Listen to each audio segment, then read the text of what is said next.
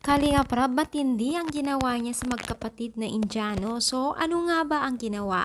So, bago natin ipagpatuloy ang ating pag-support today's video, kung bago ka pa lang sa aking channel, please subscribe po, like, and pakit na rin po natin guys ang notification bell upang ma-update po tayo tuwing ako po yung nag-upload patungkol nga po sa Team Kalingap, no? So, kumakailan nga po or past few months or medyo matagal-tagal na rin na buwan ay talagang nag-trending po ang isa sa mga blinag po ni Kalinga Prab na hindi Pilipino kundi Indiano.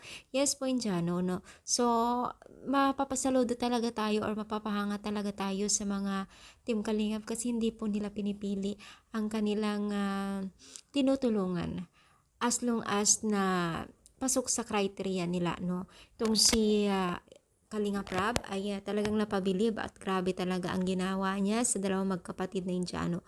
Nabago ang buhay nila dahil sa Team Kalingap. Yes po, nabago ang buhay nila. So, itong si Kuya Robin, kung matatandaan po natin, ay talagang hirap at talagang kubo-kubo lang yung bahay nila.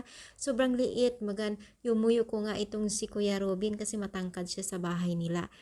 At dahil nga po ay ginamit po ni Lord itong sila Kalinga Prab ay hindi po nagdalawang isip na tulungan po nila Kalinga Prab ang Indiano na ito. At syempre, naisama na rin po ang kanyang kapatid at ngayon po ay talagang nagkaroon din po ang channel. Talagang ang laki din po ng views po ng mga channel nila. Alam niyo ba guys na itong si Kuya Robin, sa mga hindi nakakaalam, ay pinabahayan nito at napakaganda, napakalaki po. At sa tulong na rin po ng mga sponsor ay talagang napabilis po ang pagtulong ng Team Kalingap sa Indiano na ito at napakalaki rin po ang naibigay po hanggang ngayon po. Dahil isa na rin po siyang nag-iikot o kasama sa pag-iikot at syempre, nagkaroon din po siya ng channel. Kilala siya sa pamamagitan ng Team Kalingap at napakalaki po ang kanilang viewers, ang views po.